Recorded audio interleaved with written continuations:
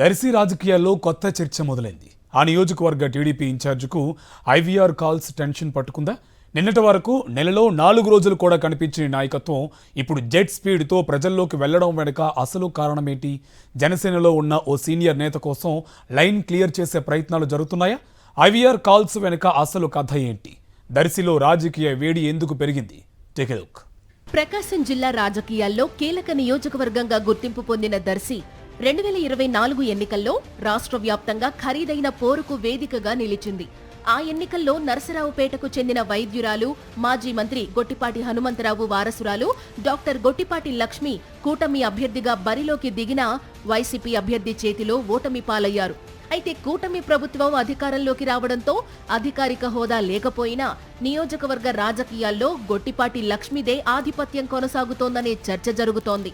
Party senior నేతలను పక్కన పెట్టి తన అనుచరులకే ప్రాధాన్యత ఇస్తున్నారనే విమర్శలు వినిపిస్తున్నాయి. ప్రత్యేకంగా మాజీ ఎమ్మెల్యే, ప్రముఖ కాపు నాయకుడు నారపుశెట్టి పాపారావుకు తగిన ప్రాధాన్యత ఇవ్వడం లేదనే అసంతృప్తి స్థానిక నాయకత్వంలో ఉందని పార్టీ వర్గాలు చెబుతున్నాయి. కాపు సామాజిక వర్గానికి చెందిన నాయకులు కూడా ఈ పరిణామాలపై అసహనం వ్యక్తం చేస్తున్నారనే ప్రచారం సాగుతోంది. లక్ష్మీ వ్యవహార శైలిపై కొందరు సీనియర్ నేతలు నేరుగా ముఖ్యమంత్రి చంద్రబాబు నాయుడికి ఫిర్యాదు చేశారనే చర్చ కూడా నియోజకవర్గంలో వినిపిస్తోంది. స్థానికంగా అందుబాటులో లేకపోవడం, కార్యకర్తలతో సమన్వయం లోపించడం వంటి అంశాలు అసంతృప్తికి కారణమయ్యాయని స్థానిక రాజకీయ వర్గాలు చెబుతున్నాయి. ఇదే సమయంలో ప్రకాశం జిల్లా రాజకీయాల్లో మరో కీలక పరిణామం చోటు చేసుకుంది.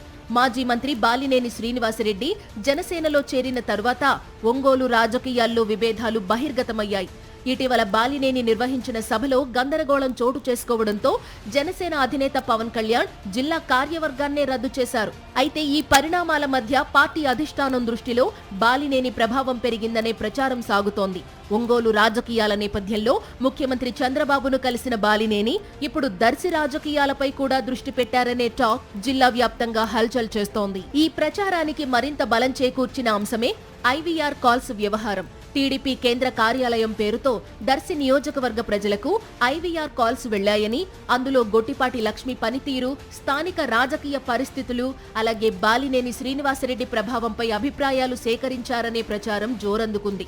అంతేకాదు, బాలినేని శ్రీనివాసరెడ్డి జనసేన ఇన్ఛార్జిగా వస్తే ఎలా ఉంటుందనే ప్రశ్న కూడా ఆ కాల్స్ లో ఉందన్న ప్రచారం నియోజకవర్గ రాజకీయాల్లో సంచలనంగా మారింది.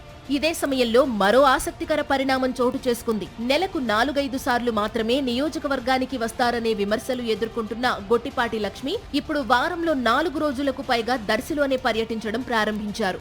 ఒకవైపు తన అనుచరుల ద్వారా ఐవీఆర్ కాల్స్ నకిలీవని, ప్రతిపక్షం సృష్టించిన ప్రచారమని చెబుతూనే మరోవైపు వైసీపీ నేతలే ఈ కాల్స్ చేయించారని ఆరోపిస్తూ పోలీసులకు ఫిర్యాదు చేయడం రాజకీయ చర్చకు దారితీసింది. కాల్స్ ఫేక్ అయితే అంత హడావుడి ఎందుకన్న ప్రశ్న కూడా స్థానిక రాజకీయ వర్గాల్లో వినిపిస్తోంది. గతంలో అరుదుగా కనిపించిన లక్ష్మి ఇప్పుడు చిన్న కార్యక్రమం నుంచి పెద్ద సమావేశం వరకు ఏదీ మిస్ అవ్వకుండా హాజరవుతుండటంతో టీడీపీ కార్యకర్తలే ఆశ్చర్యం వ్యక్తం చేస్తున్నారట. చంద్రబాబు రాజకీయ శైలి బాగా తెలిసిన సీనియర్ నాయకులు మాత్రం దర్శి రాజకీయాలకు కొత్త సందేశం వెళుతోందని, భవిష్యత్ మార్పులకు సంకేతాలు కనిపిస్తున్నాయని విశ్లేషిస్తున్నారు. అయితే ఐవీఆర్ కాల్స్ నిజంగా పార్టీ సర్వేనా, లేక రాజకీయ ప్రత్యర్థుల వ్యూహమా? బాలినేని పేరు ఎందుకు తెరపైకి వచ్చింది? దర్శిలో కొత్త సమీకరణాలకు తెరలేస్తున్నాయా అన్న ప్రశ్నలకు సమాధానం కాలమే చెప్పాలి. కానీ ఒక విషయం మాత్రం స్పష్టం, కొంతకాలంగా నిశ్శబ్దంగా ఉన్న దర్శి రాజకీయాలు ఇప్పుడు మళ్లీ హీటెక్కాయి.